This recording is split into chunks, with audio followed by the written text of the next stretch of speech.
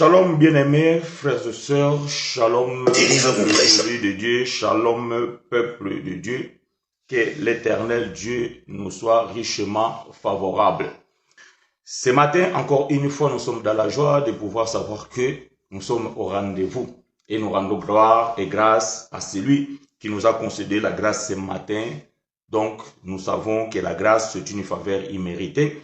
Personne n'a pas pu dire que je vais me réveiller, je vais me lever de toutes mes forces. Voilà pourquoi, la raison pour laquelle nous avons toujours l'obligation de pouvoir rendre grâce et gloire à celui qui nous les concède. Père éternel, nous bénissons ton Saint-Nom, nous te glorifions, toi qui es au-dessus de toutes les choses.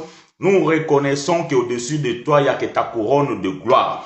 Et l'Éternel, cette gloire infiniment riche, Seigneur, tu partages avec ton peuple. Voilà pourquoi nous bénissons ton Saint-Nom, nous te glorifions, toi qui es au-dessus de toutes les choses. Père, merci pour la grâce que tu nous as donnée, merci pour la bonté et pour ta fidélité envers nous. Maintenant que Père, nous sommes réunis dans cette assemblée virtuelle, mais nous comprenons que spirituellement nous sommes d'un commun accord. Nous prions que le Saint-Esprit, l'excellent professeur, puisse nous enseigner sa parole. Père, nous bénissons tous ces moments et nous te disons gloire à toi qui est au-dessus de tout. C'est ainsi que nous avons prié au nom de Christ ressuscité. Nous avons dit Amen. Bien-aimés frères et sœurs, shalom, shalom. Partageons la vidéo et appelez les amis, ceux qui dorment encore, afin que nous puissions ensemble parler autour des Écritures. Donc aujourd'hui, bien-aimés frères et sœurs, nous allons répondre à une question.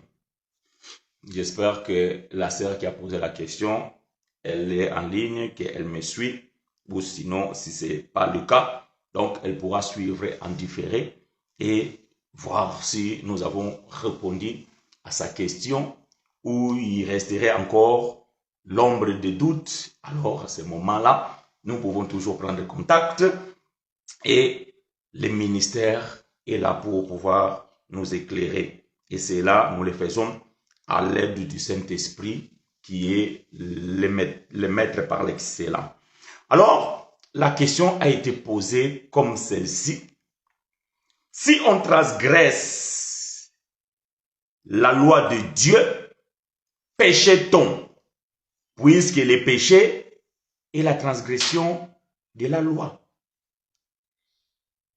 Voilà la question qui est le thème de ce matin et nous allons partager. Si on transgresse la loi de Dieu, péchait-on? Est-ce que c'est un péché de transgresser la loi de Dieu? Puisque le péché est la transgression de la loi. Nous pouvions tout simplement répondre à la question par le oui ou par le non. Mais si nous disons non, il faudrait justifier. Si nous disons aussi oui, il faudrait aussi justifier. Alors, donc la justification, c'est l'enseignement que nous allons porter ce matin pour pouvoir expliquer quoi?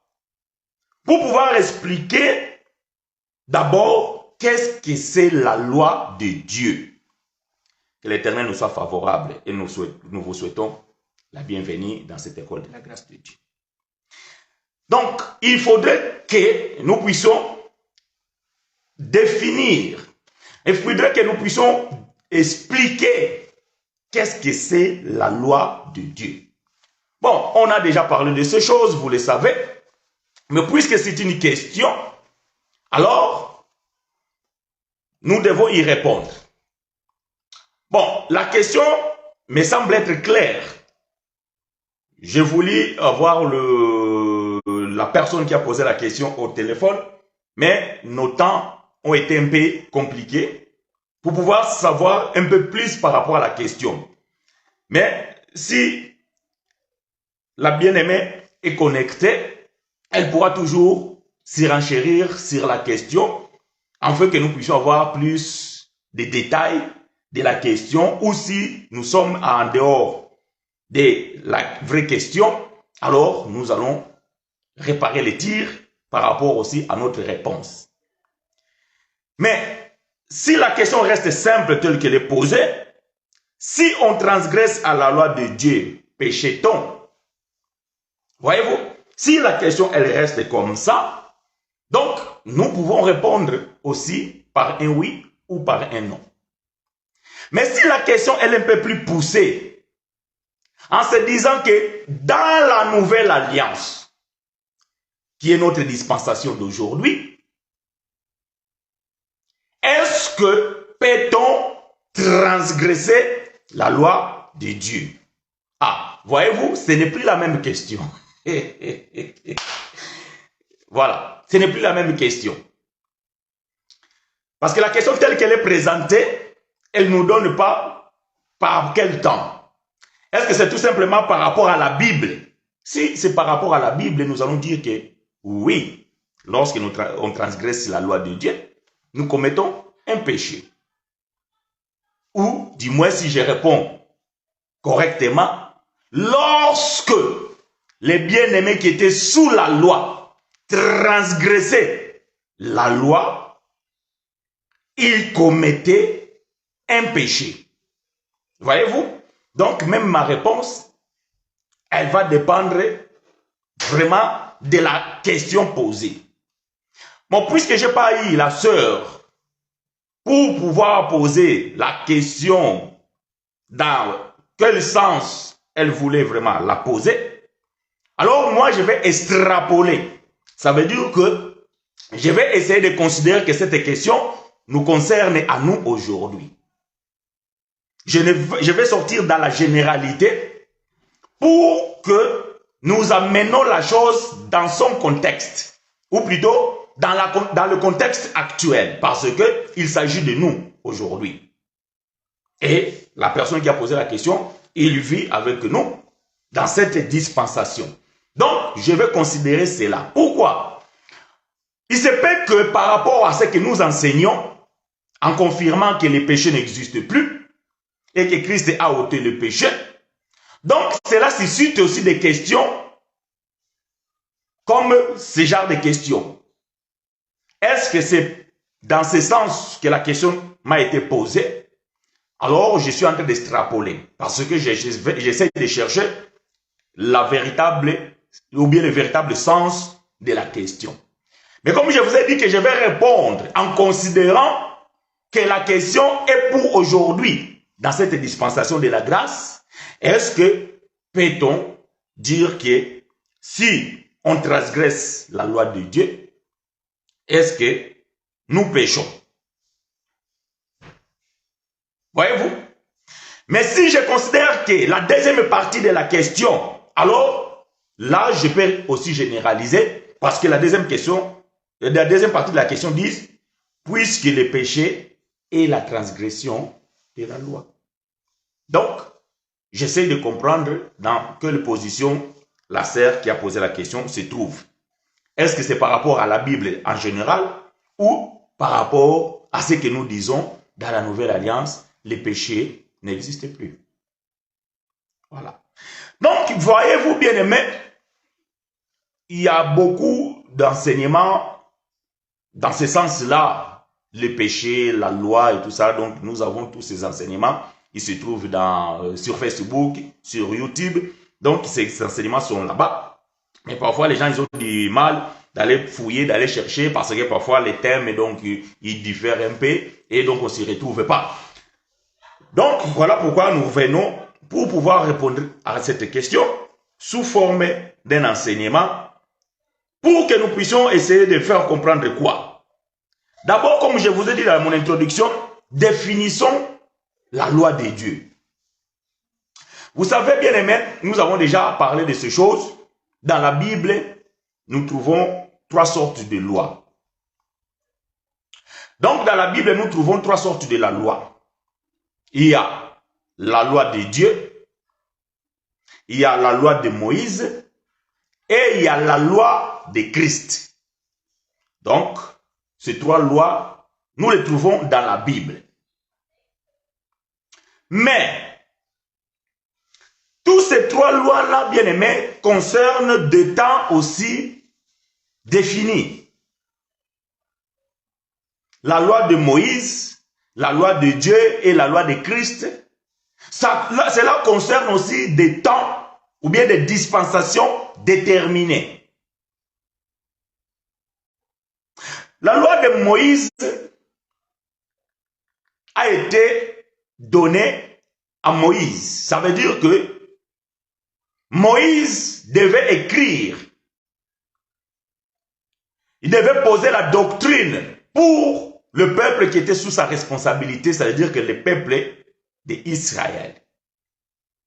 Dieu a recommandé au prophète Moïse de pouvoir écrire la loi pour maintenir l'ordre sur son peuple. Et cette loi, Moïse l'a écrite sur un livre. Et il y a la loi de Dieu. Alors, la loi de Dieu, bien aimé, elle a deux compartiments. Je m'explique. La loi de Dieu, elle était inscrite dans le cœur, ou bien Dieu les donnait personnellement aux hommes individuellement. Donc vous allez comprendre que ceux qui ont marché avec le Seigneur, avant que Moïse vienne mettre par écrit la loi, Dieu parlait et Dieu donnait des ordonnances. Comment ces gens-là devaient se comporter. Je donne un exemple. Dieu va appeler Abraham et Dieu va recommander à Abraham la circoncision. Or, nous savons que Moïse, lorsqu'il va écrire aussi la loi, il va aussi écrire sur la circoncision. Alors qu'Abraham ne l'a pas lu dans un livre écrit par Moïse, parce qu'Abraham vient avant Moïse. Donc, Abraham a reçu cette loi directement de la bouche de Dieu. Donc, c'était aussi la loi de Dieu. Mais il y a la loi de Dieu écrite par ses propres doigts. Ça veut dire que les 10 commandements, Dieu l'a écrit lui-même, sans intervention d'aucun homme et d'aucune main. Dieu, avec ses propres doigts, il a écrit les 10 commandements sur des tables de pierre et il a remis au prophète Moïse. C'est là, nous l'appelons la loi de Dieu.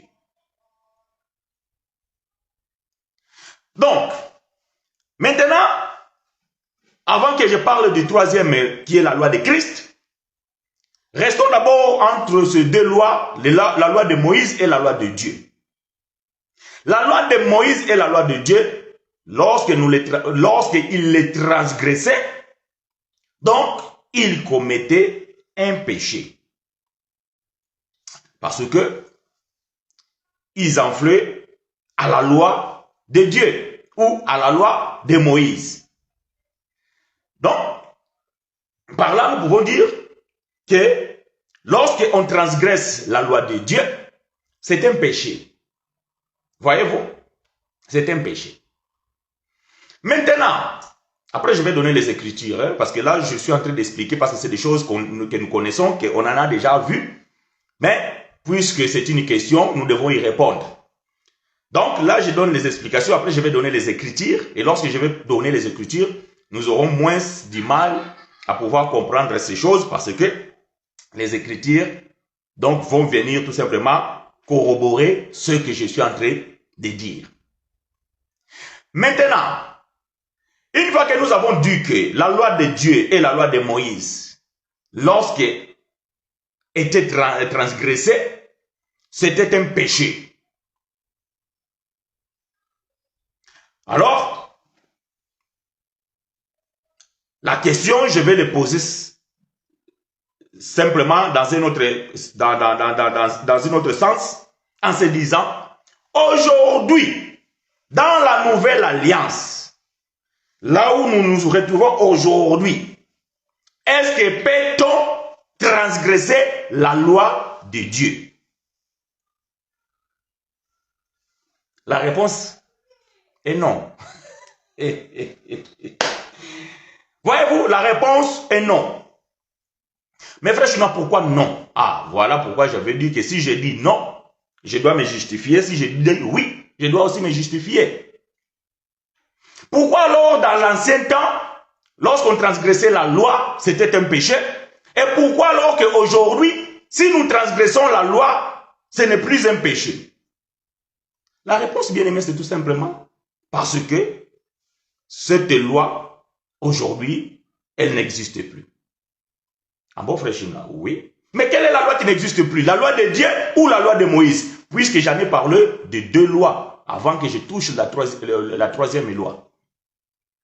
La loi de Moïse, bien aimé, n'existe plus.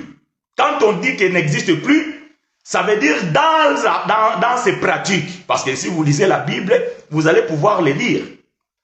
Moïse a écrit ça, c'est toujours dans la Bible. Et ça, malheureusement ou heureusement, on ne peut pas l'enlever. Donc, c'est toujours dans la Bible. Mais ce n'est plus d'actualité parce qu'elle a été abolie. Ça veut dire que même si l'écriture reste là, mais la pratique de ces actes-là, ce n'est plus d'actualité. C'est ce que nous appelons la loi n'existe plus. Ou bien la loi a été abolie. Ça, je parle bien ici, la loi de Moïse. Donc cette loi-là de Moïse, aujourd'hui, on ne peut pas transgresser cette loi. Parce que c'est une loi qui n'est plus d'actualité. Parce qu'elle a été abolie. Donc, nous allons donner les Écritures tout à l'heure. Voyez-vous, donc, si nous considérons la loi de Moïse, elle n'existe plus, donc quelque chose qui n'existe plus, donc on ne peut plus la transgresser. Ça, bien aimé frère Paul aussi nous a donné les Écritures là-dessus. Maintenant, il reste la deuxième loi que j'ai citée ici, pas par rapport à l'ordre d'apparition, mais par rapport à ce que moi j'ai cité, la loi de Dieu, les 10 commandements. Les 10 commandements, bien aimés, c'est ce que nous appelons la loi de Dieu. Mais dans l'ombre, on appelait les 10 commandements, et c'était les 10 commandements que Dieu lui-même avait écrits par ses propres doigts. Donc nous disons, cette loi-là de Dieu, elle est d'actualité jusqu'aujourd'hui, mais simplement la révélation nous fait comprendre que c'est ce que nous appelons la loi de Christ. S'il y a des questions, bien aimés frères et sœurs, vous pouvez poser déjà vos questions, n'attendez pas la fin.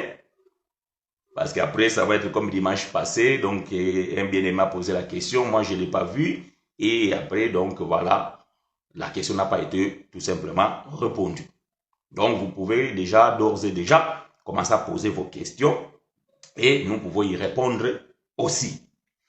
Donc, je suis en train de dire que ce que la Bible appelait l'autre fois la loi de Dieu, cette loi-là, c'est ce que nous appelons aujourd'hui la loi de Christ. Voyez-vous? C'est ce que nous appelons aujourd'hui la loi de Christ. Mais, cette loi qui était écrite sur les tables de la loi, aujourd'hui cette loi est inscrite dans nos cœurs. Voilà pourquoi je reviens maintenant à la question que j'ai dit.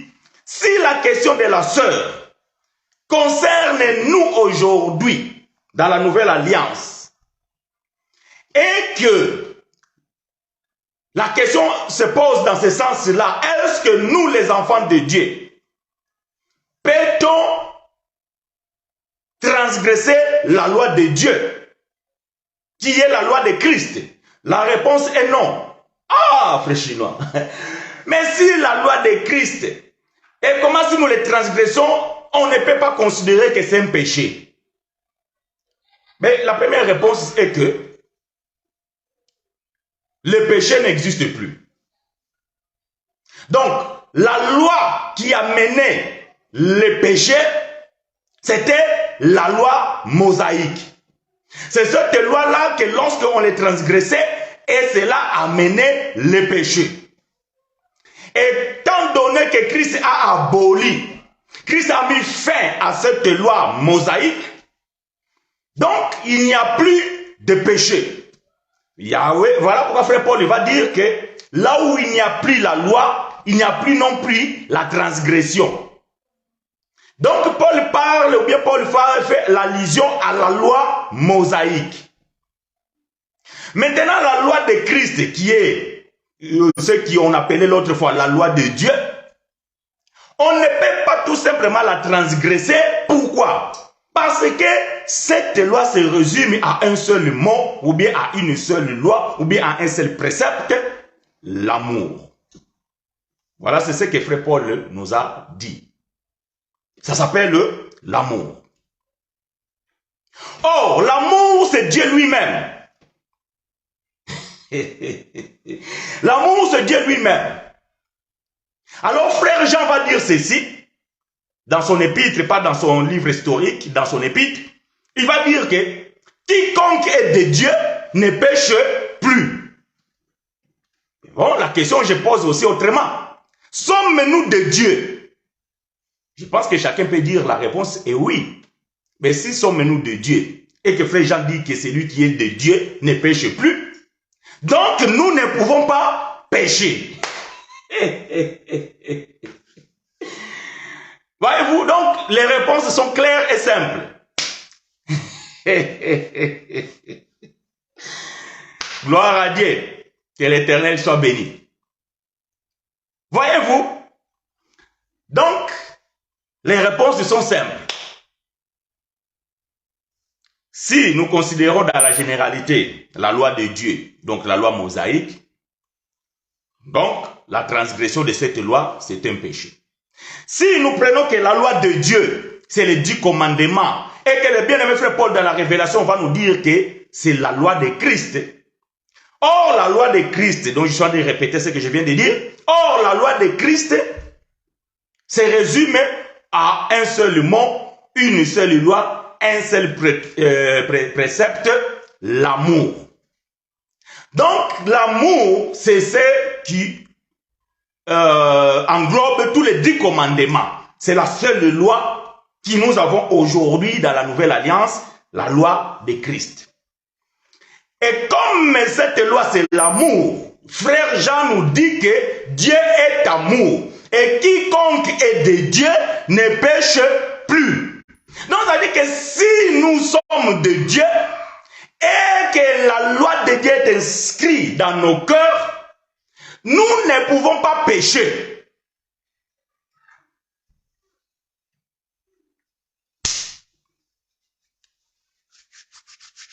Romains chapitre 8, verset 1 à 10. Lisons maintenant les Écritures. Je vais aller plus vite parce que je ne vais pas donner encore beaucoup d'explications parce que je viens de donner l'explication. Maintenant, je vais poser donc les Écritures comme fondement de ce que je viens de dire. Ceux qui sont en train de nous joindre en retard, c'est pas grave. Vous pouvez après reprendre la vidéo au tout début pour pouvoir comprendre d'où nous sommes venus et où nous sommes en train d'y aller. Romains chapitre 8, verset 1 à 10, je vais lire vite et rapide parce que le temps n'est pas favorable. Il n'y a donc maintenant aucune condamnation pour ceux qui sont en Jésus-Christ.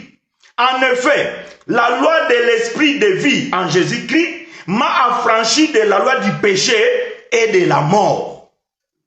Waouh! Juste ces 2 versets, je peux déjà même dire que le reste, les 8 versets qui restent, je ne les lirai plus. Et juste avec ces 2 versets, vous devez déjà comprendre ce que je viens de dire tout à l'heure. Il n'y a plus donc de condamnation à ceux qui sont en Jésus-Christ. Donc ça veut dire que le fait d'être en Dieu et Dieu en nous, cela déjà nous exempte de commettre le péché. Donc il n'y en a plus de condamnation. Pourquoi? Ça parce que la loi de l'esprit et de vie, c'est ce qu'on appelle communément la loi de Christ, empêche un enfant de Dieu de pouvoir transgresser cette loi. Parce que c'est une loi qui est inscrite dans nos cœurs. C'est ce que Frère Jean est en train de dire.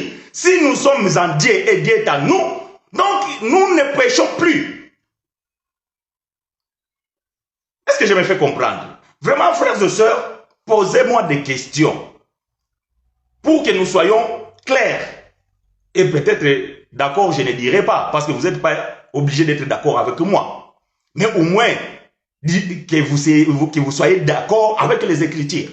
Parce que moi, frère chinois, je n'ai jamais écrit une portion de la Bible. Moi, frère chinois, je n'ai jamais inventé quelconque enseignement. Je suis basé sur l'enseignement des apôtres et des prophètes. Donc, je fais que répéter ce que les apôtres et les prophètes ont posé.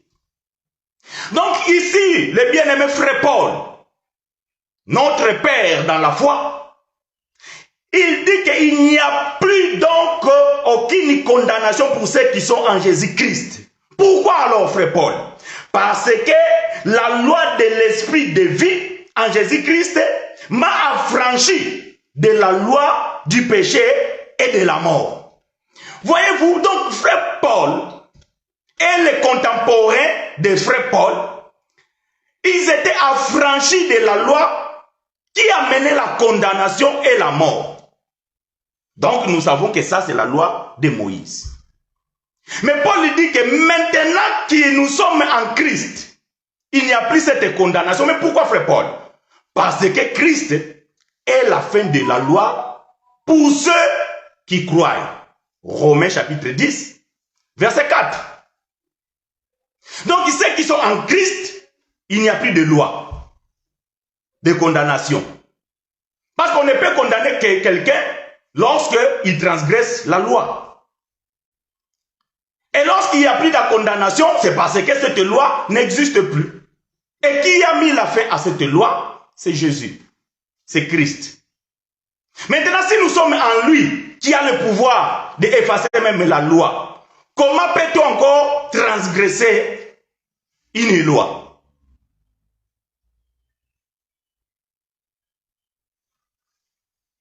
Verset 3. Car chose impossible à la loi, parce que la chair la rendait sans force. Dieu a condamné le péché dans la chair en envoyant à cause du péché son propre fils dans une chair semblable à celle du péché. Et c'est là, enfin, que la justice de la loi fut accomplie en nous, qui marchons non selon la chair, mais selon l'esprit. Donc la loi que nous avons en nous, Paul le dit ici, c'est une loi de l'esprit et vie. Et cette loi, c'est ce qu'on appelle la loi de Christ. L'amour. Si nous avons Dieu en nous, frère Jean dit que Dieu est amour. Ça veut dire que nous avons la loi de Dieu en nous. Parce que l'amour, c'est tout un homme. Est-ce que quelqu'un me reçoit? Si nous avons Dieu et Dieu est amour, donc nous avons cette loi de Christ en nous. Bon, attendez que je donne une écriture pour que nous essayons de comprendre ces choses. Parce que quand je suis en train de parler comme ça, peut-être quelqu'un va dire, mes frères, c'est écrit où cette loi que le frère est en train de dire là. Romains chapitre 13. Je suis dans le livre de Romains chapitre 13, verset 8 à 10. Aidez-moi à écrire ces choses et que l'Éternel nous soit favorable. Romains chapitre 13, verset 8 à 10 dit ceci. Ne devez rien à personne, si ce n'est de vous aimer les uns les autres. Car celui qui aime les autres accomplit la loi. Ici, il ne s'agit pas de la loi de Moïse. Parce que la loi de Moïse, c'est Jésus qui est venu pour l'accomplir. Parce que les hommes ne pouvaient pas accomplir la loi de Moïse. La seule personne qui a accompli la loi de Moïse, c'est Jésus. Matthieu, chapitre 5, verset 17. Je ne suis pas venu abolir, mais je suis venu accomplir. Ça, la loi de Moïse, l'homme ne pouvait pas l'accomplir. Mais la loi de Dieu, l'homme peut l'accomplir. Et il doit l'accomplir. Donc, faites attention. Ne devez rien à personne si ce n'est de vous aimer les uns les autres, car celui qui aime les autres a accompli la loi. Quelle est cette loi? En effet, les commandements, tu ne commettras point d'adultère, tu ne tueras point, tu ne déroberas point, tu ne convoiteras point, et ce qui peut encore y avoir, ça veut dire que le 10. Alors, se résume dans cette parole. Tu aimeras ton prochain comme toi-même. Verset 10. L'amour ne fait point de mal au prochain. L'amour est donc l'accomplissement de la loi. Et tous ceux qui n'aiment pas leur prochain ou qui ne pratiquent pas l'amour de Christ, ne pêchent-ils pas, ne transgressent-ils pas la loi de Dieu? Ah. Donc, la sœur Christiane, elle pose la question, si l'amour, c'est celle que nous disons, c'est la seule loi qui est inscrite dans nos cœurs. Maintenant, la question de la sœur est que celles-là qui n'aiment pas leur prochain, est-ce que ne transgressent-ils pas la loi de Dieu? Avant que j'aille voir les Écritures, je vais dire que si quelqu'un n'aime pas son prochain, il n'est pas de Dieu. Ou peut-être il n'est pas encore affranchi. Donc, c'est un ignorant. Celui qui n'est pas encore affranchi, c'est un ignorant. Et la Bible dit, Dieu ne tient pas compte autant de l'ignorance. Maintenant, si cette personne, il n'est pas ignorant, mais il haït son prochain, il n'est pas de Dieu. Donc, c'est un impie. C'est un injuste. C'est un fils de perdition. Mais nous parlons pour les enfants de Dieu. Un enfant de Dieu ne peut pas haïr quelqu'un. Faites attention. Il y a haïr dans le sens propre du terme. Ça veut dire que je souhaite la mort de cette personne. Cette personne, je ne vais même pas le sentir tout ça là. Mais il y a autre chose. C'est fuir les mauvais compagnons. Ça ne veut pas dire que vous haïssez ces gens-là. Non. Si les gens ne m'aiment pas et les gens veulent du mal de moi, ou si dans certains endroits je suis malvenu, je me retire. Ça ne veut pas dire que j'ai ce gens-là. Non, je fuis. Voyez-vous, je fuis les mauvais compagnons.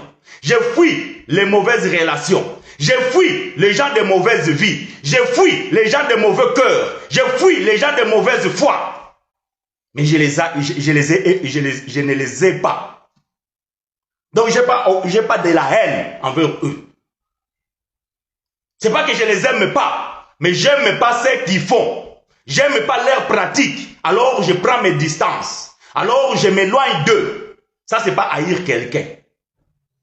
Voyez-vous, c'est tout simplement accomplir la parole de Dieu que fuyez les mauvais compagnons. Sortez au milieu d'eux. Mais ça ne veut pas dire que si tu les croises quelque part, tu dois les tuer ou bien tu dois les tabasser parce que tu ne l'aimes pas. Non. Parce qu'un enfant de Dieu ne peut pas haïr qui que ce soit. Donc, si un enfant de Dieu est quelqu'un, ce n'est pas un enfant de Dieu. Alors, j'espère que je vais trouver cette écriture. Je suis dans le livre de 1 Jean, peut-être, je pense que c'est chapitre 4. Essayons de voir. Je vais chercher cette écriture.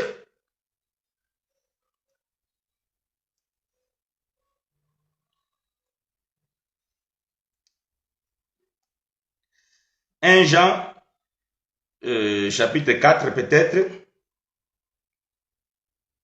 Bon, je vais lire beaucoup parce que je n'ai pas le verset en tête, mais suivez-moi, soufflez avec moi. Je vais commencer par le verset 7. 1 Jean chapitre 4, je vais commencer par le verset 7. En descendant, je vais trouver ce verset. Mais déjà, ce chapitre-là nous aide à comprendre ces choses. 1 Jean chapitre 4, écoutez ce que frère Jean va dire ici. Bien-aimés, verset 7, bien-aimés, aimons-nous les uns les autres, car l'amour est de Dieu. Et quiconque aime est né de Dieu et connaît Dieu. J'aime ça.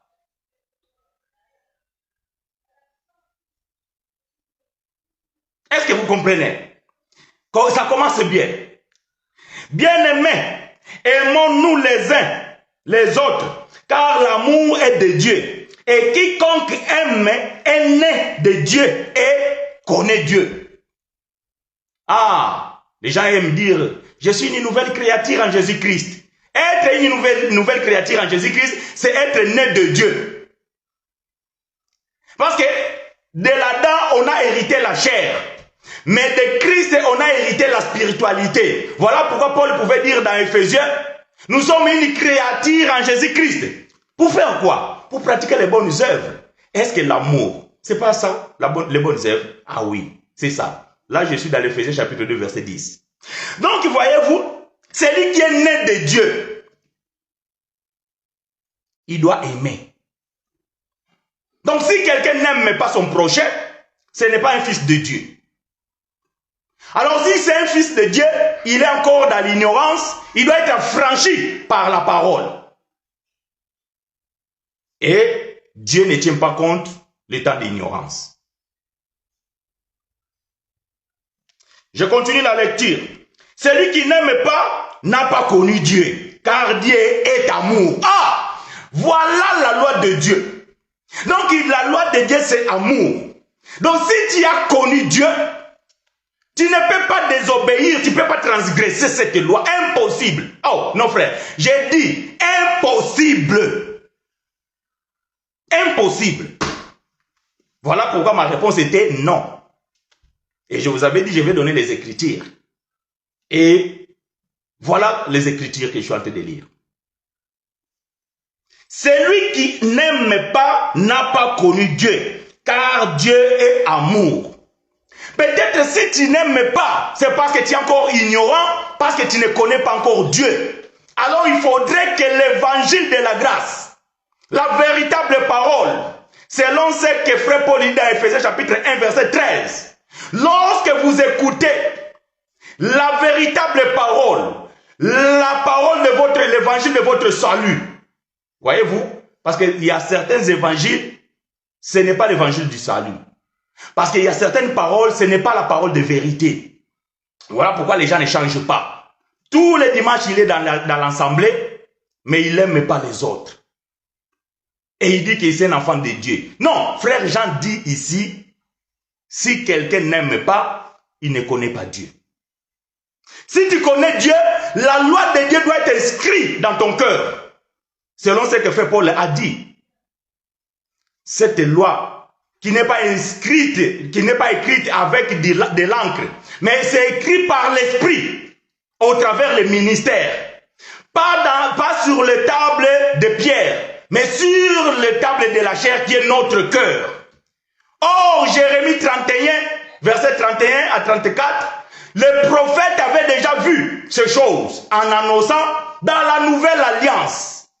Dieu mettra sa loi dans le cœur de ses enfants, dans le cœur de son peuple, dans le cœur de ceux qui lui appartiennent. Pourquoi? Pour ne plus commettre les péchés. Pourquoi? Parce que Dieu ne se souviendra plus de leurs péchés. Donc le péché n'existe plus. Je parle de péché, je ne parle pas le mal. Donc ça, vous le savez, il ne faut pas faire d'amalgame ici. On a des enseignements là-dessus, la différence entre le péché et le mal. Christ a ôté le péché, mais il n'a pas ôté le mal. Et le mal existe. Même nous, parfois, nous commettons des choses qui ne sont pas bonnes. D'une manière ou d'une autre. Je continue. L'amour de Dieu a été manifesté envers nous en ce que Dieu a envoyé son Fils unique dans le monde afin que nous vivions par lui. Si quelqu'un est en Christ, est une nouvelle créature. Ce n'est plus lui qui vit, mais c'est Christ qui vit en lui. Or, c'est lui qui a mis le Christ en toi. C'est ce que lui qu'on appelle l'amour. C'est celui qu'on appelle l'amour. Comment prétends-tu être un enfant de Dieu? Comment prétends-tu connaître Dieu et tu n'aimes pas? Ça ne peut pas coller. Voyez-vous, ce n'est pas possible. La loi qui était possible à être transgressée, c'était la loi de Moïse. Était inscrite, ou bien était écrite sur un livre. Et lorsque quelqu'un commettait quelque chose, on allait consulter le sacrificateur. Et le sacrificateur ouvrait la loi qui était le code juridique à cette époque-là, comme nous avons aujourd'hui dans nos pays. Et on regardait la sentence de ce que cette personne avait commise ou transgressé. Et c'est alors on donnait la sentence. Si c'était un péché qui amène à la mort, il devait mourir. Si c'était un péché qui devait donner juste les amendes, il devait donner les amendes. Si c'était un péché qui l'amenait à être écarté pendant X temps dans le camp, on le mettait dehors. Et chaque sentence, ou bien chaque transgression, avait une sentence qui suivait. Et de cette loi-là, lorsqu'on les transgressait, on commettait un péché. Mais la loi de Christ, donc la loi de Dieu, qui est inscrite aujourd'hui dans nos cœurs, un enfant de Dieu ne peut pas. Non frère, ne peut pas. Je suis en train de répéter ces choses. Ne peut pas. Donc si tu as la haine des hommes, s'il y a quelqu'un que tu as haï de toute ta vie, remets-toi en question et pose-toi de bonnes questions. Es-tu un enfant de Dieu? Est-ce que le Saint-Esprit a déjà testé en toi que tu es un enfant de Dieu? Parce que beaucoup sont là, je suis un enfant de Dieu dans la bouche. Mais est-ce que le Saint-Esprit t'a déjà attesté dans ton cœur que tu es un enfant de Dieu? Ou considères-tu être enfant de Dieu parce que tu vas dans une église? Ah non, tu es devenu enfant de Dieu parce que tu as été plongé dans l'eau du baptême. Ah ouais, donc le jour où on t'a plongé dans l'eau du baptême, tu es sorti. Donc dans ta conscience, tu t'es dit que je suis devenu enfant de Dieu. Voyez-vous, ça, c'est des mensonges qu'ils ont mis dans ta tête. On ne devient pas enfant de Dieu en se laissant introduire dans les eaux du baptême.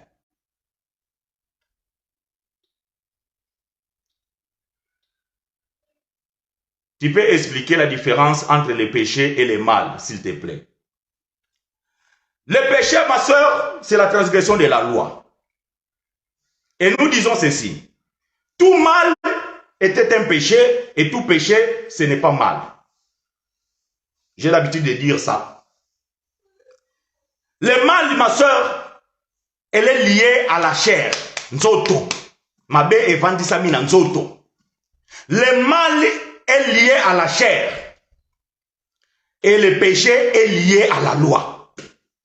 Voilà la différence. Maintenant, pour enlever le péché, était tout simplement, il suffisait tout simplement d'enlever la loi et le péché aussi partait. Mais pour enlever le mal, il faut enlever l'homme. Et Dieu a essayé de le faire. Dans Genèse chapitre 5, 6, Dieu a voulu enlever le mal dans son monde et il s'est rendu compte que le mal est attaché à l'homme. Il dit alors je vais exterminer tous les hommes. Mais Dieu dit si j'extermine tous les hommes, il n'y aura plus personne et moi Dieu, je serai plus glorifié, donc mon existence n'aura plus de sens. Il a dit non, je vais préserver 8 personnes. Vous connaissez l'histoire, vous les lecteurs de la Bible. Noé et sa famille. Lorsque Noé sort de l'arche, qu'est-ce que Dieu va dire?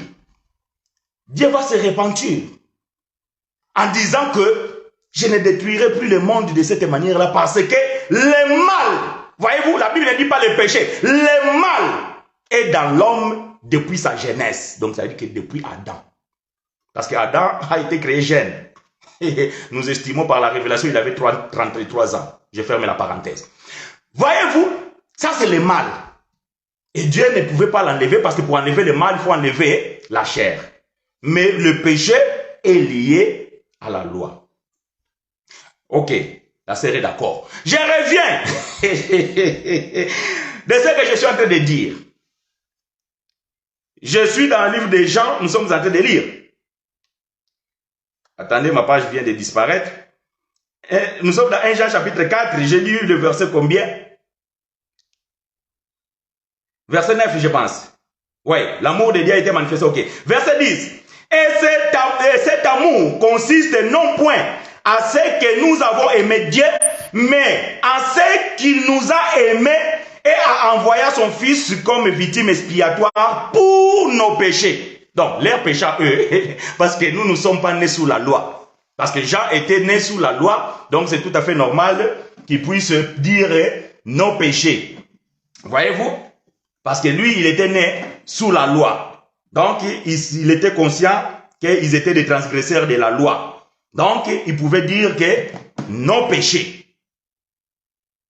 Donc, voyez-vous, Dieu est amour, comme il voudrait aussi que ses enfants puissent avoir de l'amour, il va envoyer son fils. Le but de son fils, c'est qu'il doit enlever le péché. Ah, il y a Frère Guilain qui dit quelque chose, je pense qui précède quelque chose qui a été déjà dit. Je ne sais pas. Est-ce que Frère Guilain, il avait dit quelque chose?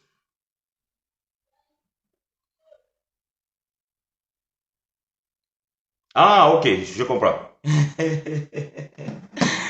Je comprends. Il fait allusion à ce qu'il a posté là, et puis Madade et tout ça là. Ok. On oublie. Voyez-vous? Donc Dieu envoie son fils. Mais l'objectif, ou bien la finalité de la venue de son fils, c'est pourquoi? C'est pour ôter le péché.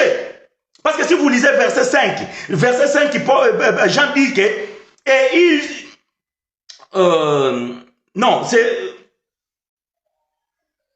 au chapitre, voilà, ça c'est au chapitre 3, verset 5, là où Jean dit que Jésus est apparu pour ôter le péché. Voyez-vous, donc, il ne peut pas, Dieu ne peut pas se contredire. Alors, Christ, Dieu aimant le monde, il a envoyé son fils comme victime expiatoire pour nos péchés. Quand on parle de victime expiatoire, donc expier, ça veut dire enlever. Enlever.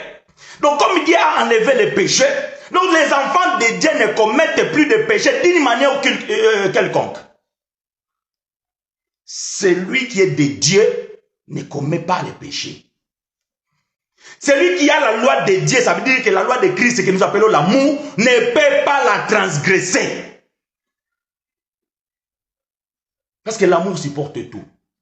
L'amour connaît tout. L'amour... Donc en fait, si vous avez l'amour, vous êtes capable de tout. Dans le sens positif, quand je parle de tout. Donc dans le sens positif. Donc vous savez comment excuser les autres. Vous savez comment aider les autres. Vous avez la patience avec les autres. Vous avez la compassion avec les autres. Même si certaines de ces choses, parfois, c'est difficile à pouvoir les faire. Mais dans la finalité, tu dois y arriver. Parce que parfois, sur le champ, quelqu'un te heurte. Tu es énervé, tout ça là. Tu n'arrives même pas à lui dire, bon, ok, c'est bon, je t'explique. Non. Mais après, tu dois y revenir. Parce que l'amour de Dieu est plus fort que toi. Si, du moins, tu es un élu de Dieu. Si tu es un ignorant, il faudrait que cette parole t'affranchisse. Et si cela n'arrive pas, nous considérons que tu es un enfant de perdition et la loi de Dieu n'est pas inscrite dans ton cœur. Et à ce moment-là, donc, tu as la vie d'un fils de perdition. Comme Judas. Malgré l'amour de Jésus envers lui, comme il était fils de perdition, il ne pouvait pas aimer. Judas ne pouvait pas aimer parce qu'il n'y avait pas l'amour de Dieu en lui. Et il ne pouvait pas avoir cet amour parce qu'il était condamné d'office avant même qu'il vienne au monde. Et Judas n'est pas seul. Il y a beaucoup dans ce monde qui sont dans la catégorie de Judas.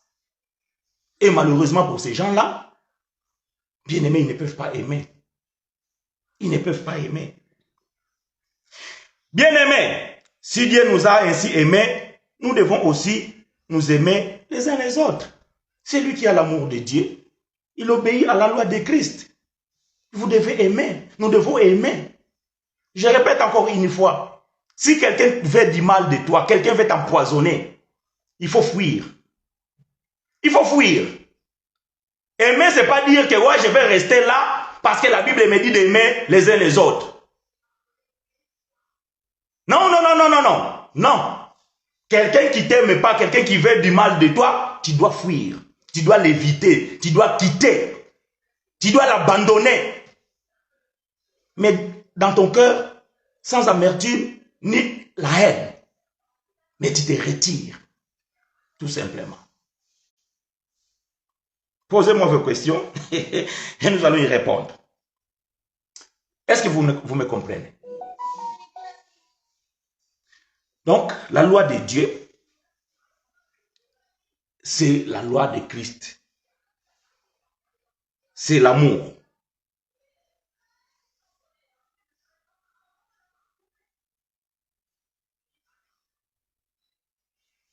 Est-ce que quelqu'un me reçoit? C'est l'amour. Question. Qu'ils doivent se poser Christ. Enlever les péchés ou pas? Si oui, pourquoi aujourd'hui doivent encore les péchés existent? Jean-Baptiste a-t-il menti en disant voici l'agneau de Dieu qui ôte le péché?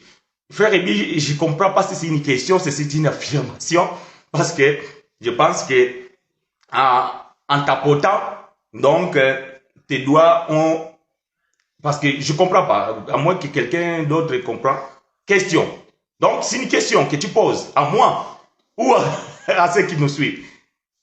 Qu'ils doivent se poser la question. Ah, question qu'ils doivent se poser. Ok, ce n'est pas une question que tu poses à moi. Question qu'ils doivent se poser. Christ a enlevé le péché ou pas? Si oui, pourquoi aujourd'hui ils doivent encore des péchés? Ah, donc j'ai compris. Donc, ce n'est pas une question, c'est une affirmation ou bien c'est quelque chose que tu demandes à ce bien-aimé-là qui considère étant que péché existant, de se poser des questions si Christ a enlevé le péché ou pas. Nous, on a déjà enseigné ces choses et vous le savez que Christ, il est apparu pour ôter les péchés et il a bien fait et parfaitement. Donc là-dessus, il n'y a pas de débat pour nous. La loi de Dieu. Maintenant, je reviens à la question, comme j'ai dit dans mon introduction. Donc, sœur Christiane, est-ce que ta question était dans ce sens-là ou était dans la généralité? Si on transgresse la loi de Dieu, péchait-on? Dans mon introduction, j'ai dit que si nous considérons dans la généralité la loi dans la Bible, donc nous devons détailler les trois types de lois existant dans la Bible. La loi de Moïse, la loi de Dieu et la loi de Christ. Donc, quant à la loi mosaïque, donc ceux qui les transgressaient, ils commettaient un péché. Mais aujourd'hui, dans la Nouvelle Alliance, cette loi n'existe plus. Et il y a la loi de Dieu qui était les 10 commandements. Ça a toujours été conservé, même dans le temps des ancêtres. Cette loi était dans l'arche de l'Éternel, alors que la loi de Moïse était à l'extérieur. Et cette loi de Moïse, Christ l'a effacée sur la croix. Colossiens chapitre 2, verset 14 à 16. Mais la loi de Dieu, même Christ ne l'a pas abolie. Parce que cette loi, Dieu avait promis dans la Nouvelle Alliance, devait être inscrite dans le cœur de ses enfants. Et frère Paul, dans la Révélation, vient nous dire que cela s'appelle la loi de Christ qui consiste à une seule parole, l'amour. Et ça, on ne peut pas la transgresser lorsque vous êtes né de Dieu, lorsque vous êtes enfant de Dieu, lorsque vous avez Dieu en vous, vous ne pouvez pas la transgresser. C'est quelque chose qui est dans l'amour, dans la vie des enfants de Dieu. Et celui qui a Dieu en lui ne peut pas pécher. Ne peut pas pécher. Je pense que cette écriture, frère Jean le dit. Je n'ai pas arrivé à le trouver dans le chapitre 4.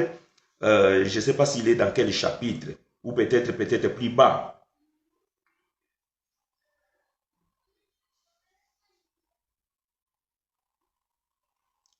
Attendez, je vais la chercher vite fait. Parce qu'il faudrait quand même que nous trouvions cette écriture. Peut-être ça va nous aider.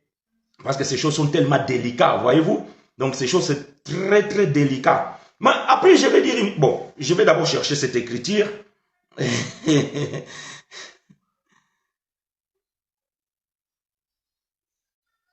Je vais chercher d'abord cette écriture.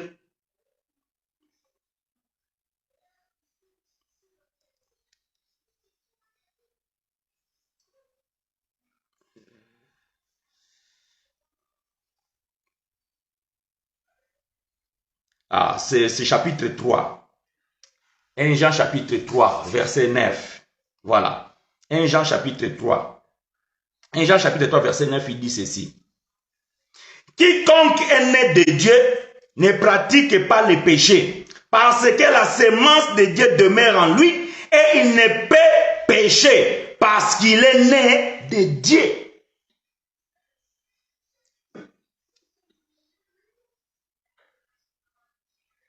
Voyez-vous, c'est une possibilité. Mais la possibilité ici est négative. Donc, il ne peut pas. Donc, tu ne peux pas. Voyez-vous? Donc, ici, j'aime la langue française parfois. Tu peux. Mais ici, on dit, tu ne peux pas. Tu ne peux pas. Tu ne peux pas.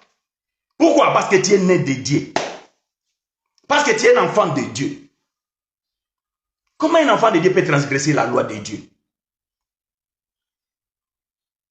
Ah. Question. Comment les autres transgressaient? Mais ils n'étaient pas des enfants. Dieu dans l'ancienne alliance n'avait pas d'enfants. Ça vous le savez, on a déjà prêché ces choses. Dieu dans l'ancienne alliance n'avait pas des enfants.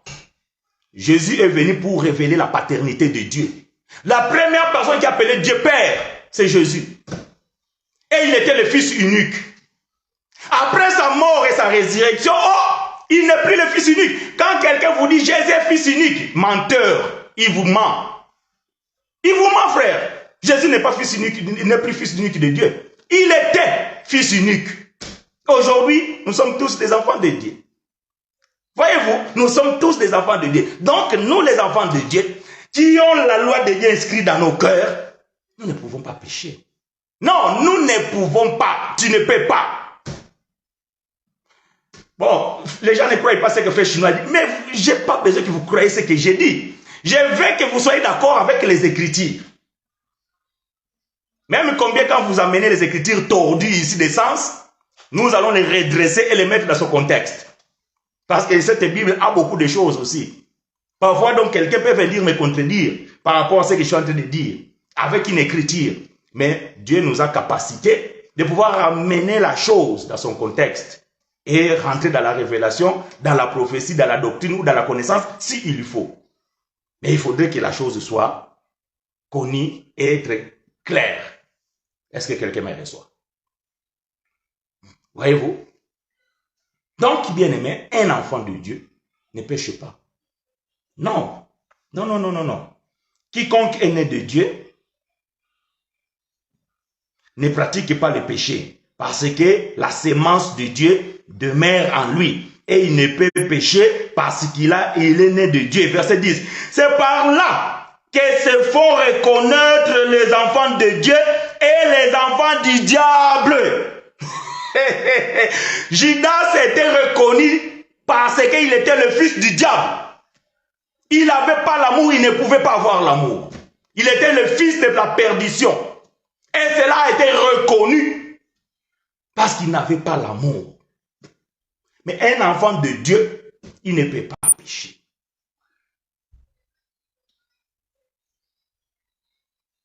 Est-ce qu'un enfant de Dieu peut broncher? Oui, nous bronchons d'une manière ou d'une autre. Voyez-vous, je change de langage. Parce que quelqu'un va me sortir ici, ouais, mais frère, quand je me mets en colère, oui, tu as bronché. Mais il faut que tu répares. Et il ne faut pas les réparer avec Dieu, il faut les réparer avec les hommes. Parce que ce que tu viens de commettre, c'est vis-à-vis des hommes. Ça, c'est notre évangile. C'est ce que nous prêchons, ce que les apôtres nous ont légué. Nous bronchons d'une manière ou d'une autre. Aussi longtemps que nous sommes dans la chair ne connaîtra pas la perfection. L'esprit, il est parfait. Mais la chair ne connaîtra pas la perfection. Voilà pourquoi nous bronchons d'une manière ou d'une autre.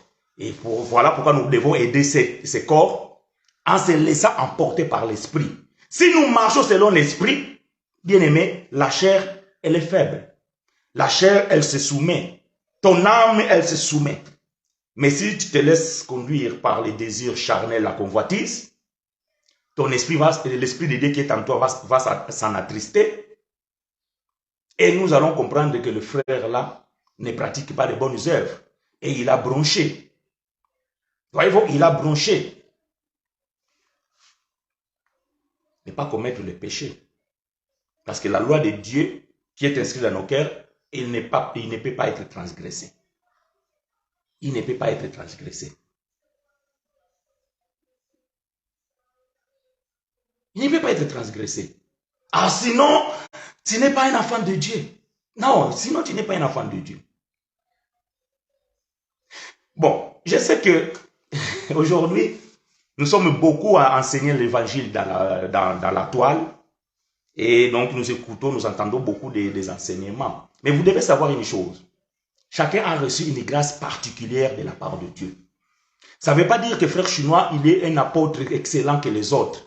Ça ne veut pas dire que frère Jean, il est un enseignant excellent que frère Chinois. Ça ne veut pas dire que frère Pierre, il est excellent que frère Jean. Ça ne veut pas dire que frère Adrien, il est plus excellent que le prophète Emmanuel. Non. C'est tout simplement, nous avons reçu les grâces particulières. Pierre était un apôtre de Dieu, Jacques était un apôtre de Dieu, Paul était un apôtre de Dieu, Jean était un apôtre de Dieu, mais ils n'ont pas eu la même grâce par rapport à la connaissance. Ce n'est pas le Saint-Esprit qui te donne la connaissance, non, c'est la révélation. Le Saint-Esprit est là pour ta vie, pour témoigner de la grandeur de Dieu. Mais si Dieu ne te révèle pas la vérité, tu vas vivre ignorant tout en étant un serviteur de Dieu. Tel qu'était comme le frère Jacques, Pierre et Jean. Ils étaient des serviteurs de Dieu, mais dans l'ignorance à cause de l'enseignement de la loi qu'ils avaient reçu dès leur enfance. Et Paul aussi, quand il a commencé, il avait le même problème. Mais seulement ce frère a eu une grâce exceptionnelle d'aller au 3e ciel et recevoir la révélation. Et lorsque tu as la révélation, bien-aimé, ces choses vont paraître claires et plus claires que cela. Parce que tu as reçu la révélation. Mais cela n'enlève pas les autres qui ne sont pas des serviteurs de Dieu. La révélation, elle est progressive. Pierre, il a compris la révélation plus tard. Après avoir lu beaucoup de livres de Paul, Pierre, il avait compris et il a cru et il a commencé à expliquer la révélation.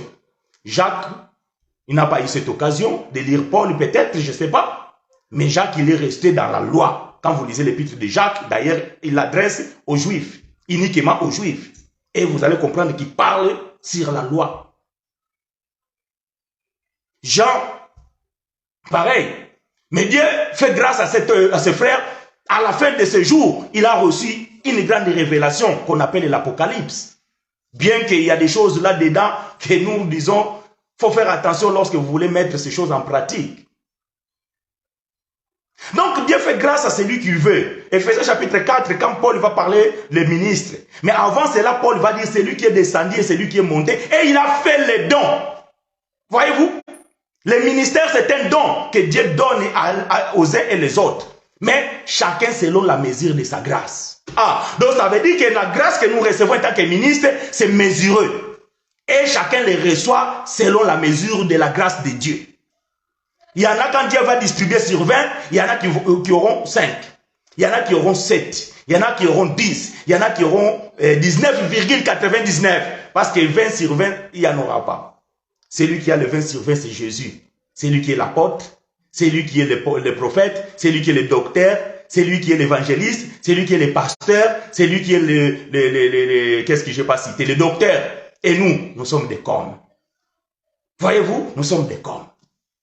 Ça, c'est très important. Mais les autres frères qui prêchent aussi, nous ne pouvons pas les condamner tant qu'ils sont dans la nouvelle alliance, tant qu'ils ont la base de la connaissance de la loi et de la grâce, cette différence. Après le reste, bien aimé, c'est selon les niveaux dont Dieu veut te faire sa grâce. Parce que vous allez dire, ouais, mais frère Chinois, quand je te vois avec le frère X, le frère Y, mais dans certaines choses, il y a une divergence. C'est tout à fait normal. Parce que nous ne sommes pas sortis de la même école. Et la grâce que chacun reçoit, elle diffère à l'autre. Très important. Mais faites attention, il ne faut pas dire que non, comme l'autre frère, le frère Chinois, il a prêché et le contraire de frère Emmanuel, alors le frère Chinois, il n'est pas l'apôtre de Dieu. Non. Non. Peut-être que ma démarche, elle n'était pas par rapport à ce frère. Parce que je peux dire la même chose si j'aborde l'aspect doctrinal. Et les jours que je vais aborder l'aspect prophétique, peut-être même moi, vous allez dire, mes frères, l'autre fois tu nous avais dit ça, aujourd'hui tu dis ci. Ben oui, parce que tu n'as pas saisi quel est le langage que je suis en train d'utiliser. Les jours que je vais l'aborder au niveau révélatrice, tu vas dire, oh mes frères, aujourd'hui tu as encore changé de langage. Je peux dire la même chose, mais cela dépend. Voyez-vous? Quelqu'un m'a posé la question, mes frères, je ne comprends pas. Pourquoi toi tu peux dire que non, Jésus n'est plus le lion des tribus de Juda? J'ai dit, mes frères, si je veux parler par rapport à la manifestation du lion, je vais vous prêcher que Jésus est le lion des tribus de Juda, tout ça. Mais si je vais expliquer par rapport à l'accomplissement de la prophétie, cette prophétie, c'est déjà accompli. Donc aujourd'hui, nous ne pouvons plus attendre un lion. Pour faire quoi? Parce que le lion était pour arracher la brebis qui était dans la gueule d'un autre lion. Mais l'église aujourd'hui, elle est en Christ. Donc l'église n'a pas besoin d'un lion pour arracher l'église où? Est-ce que l'église est dans la captivité? Non. Voyez-vous? Donc si vous ne comprenez pas mon langage, vous allez dire, mes frères chinois, mais comment l'autre fois tu as dit ça, aujourd'hui tu as dit ça? Frère, il y a 4 parlers. La révélation, la prophétie, la connaissance et la doctrine. Et cela, il ne faut pas que cela vous trouble. En disant, mais pourquoi frère chinois, toi tu as dit comme ça, mais ton frère là-bas, il a dit autre chose. Mais le frère là-bas, il était dans la révélation. Mais moi, frère chinois, j'étais dans la doctrine. Ah, le frère là-bas, il était dans la prophétie. Mais moi, j'étais dans la révélation. Ah, mais le frère là-bas, il était dans la révélation. Mais moi, j'étais dans la connaissance. Par exemple, quand nous parlons du péché, nous allons un peu plus loin. Mais il y en a qui vont vous le dire. Mais ils vont rester peut-être tout simplement dans la connaissance. Que le péché, c'est la transgression de la loi et tout ça là. Mais la révélation est que le péché. Malheureusement, frère, beaucoup, ils n'aiment pas lire Paul. Parce que c'est Paul qui a compris ces choses. Et quand vous embrassez l'évangile que Paul a prêché, vous allez comprendre ces choses. Les péchés bien-aimés, je le répète, n'existent plus. Et les enfants de Dieu ne peuvent pas transgresser la loi de Dieu parce que c'est l'amour. Et l'amour est Dieu lui-même et Dieu habite en nous. Il a fait sa demeure en nous. Comment Dieu qui est en nous peut laisser que nous puissions transgresser cet amour? Ça veut dire la loi de Dieu. Non. Mais quant au péché, bien-aimé, si vous ne croyez pas que le péché n'existe plus, tout simplement, vous êtes en train d'anéantir l'œuvre de la croix. À propos du retour du Seigneur Jésus-Christ, j'aimerais avoir une réponse selon les Écritures sur son retour. Et, attends, parce que là, mon téléphone, je n'avais pas dire tout. Selon les Écritures sur son retour et l'accomplissement de cette parole. Quelle parole, ma sœur? La parole de retour de Christ, c'est donc, je ne sais pas, essayez d'être plus clair. Est-ce que c'est une parole par rapport à l'Écriture ou bien tout simplement par rapport à ce que tu viens de dire à propos du retour du Seigneur Jésus? Est-ce que par rapport à cette Écriture qui parle du retour de Jésus? Si c'est pour cela, essaye tout simplement de préciser la question et je vais te répondre. Donc, j'attends que tu puisses nous éclairer par rapport à la question, comme ça que je sois plus clair dans ma réponse. Voyez-vous, donc, bien-aimés frères et sœurs, le péché n'existe plus. Même lorsque vous lisez, par exemple, Hébreux chapitre 9, verset 26, là-bas, la Bible est très claire. Christ est apparu une fois pour toutes pour abolir les péchés. Le verbe abolir ou le verbe ôter, c'est-à-dire que c'est enlever. 2. Si j'ai ôte 2, il me reste 0. Tu me dois 100 euros. J'abolis ta dette. Tu ne me dois plus rien. Est-ce que vous me comprenez?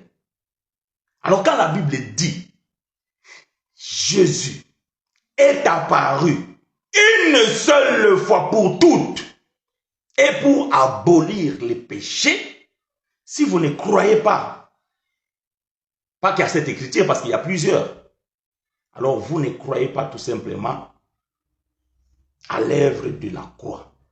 Parce que l'œuvre de la croix, c'est là où Christ a tout accompli et il a mis fin à la loi mosaïque et au péché. Parce que vous ne pouvez pas dissocier le péché à la loi au péché. Les deux marchent ensemble. Donc s'il n'y a plus l'autre, l'autre aussi, il n'existe plus. C'est comme ça. Est-ce que vous me comprenez? Voyez-vous? Donc, bien-aimés frères et sœurs, la loi de Dieu aujourd'hui, ça n'a rien à voir avec la loi de Moïse. Et la loi de Dieu qui était inscrite, ou bien était écrite sur des tablettes de pierre, aujourd'hui est inscrite dans nos cœurs. Dieu nous préserve. Dieu fait grâce. Dimanche prochain, nous sommes là pour des autres enseignements. Et Dieu voulant, nous allons parler de ces choses. Au fur et à mesure, nous pouvons aborder ces choses. C'est tout simplement la façon dont nous voyons les choses. Elles diffèrent. Donc, j'amène mes réflexions. M'écouter, c'est une obligation. Me suivre, c'est un devoir. Accepter, c'est un droit. Ça, c'est ma devise. Telle que les apôtres n'ont jamais obligé qui que ce soit à accepter, parce que c'est le Saint-Esprit qui convainc. De même si nous, on fait la même chose. Mais vous n'allez pas m'empêcher de prêcher. Vous n'allez pas m'empêcher de parler quand même. Vous n'allez pas m'empêcher quand même d'enseigner. Voilà pourquoi vous me suivez. Voilà pourquoi vous m'écoutez. Maintenant, est-ce que vous acceptez ce que je dis? Je ne sais pas. Que l'Éternel soit richement béni et qu'il nous soit richement favorable. Ma prière est que la semaine qui s'annonce, Dieu puisse nous accompagner, qu'il nous ouvre des portes, qu'il soit devant comme éclaireur, derrière comme protecteur. Faisons de bonnes œuvres, prions sans cesse, rendons grâce à Dieu en toutes choses. Cela est la volonté de Dieu à notre égard en Jésus-Christ. D'ici là, bien-aimés frères et sœurs, comportez-vous comme les enfants de Dieu. Dimanche prochain, 11h30, sur la même chaîne. Que Dieu nous soit favorable.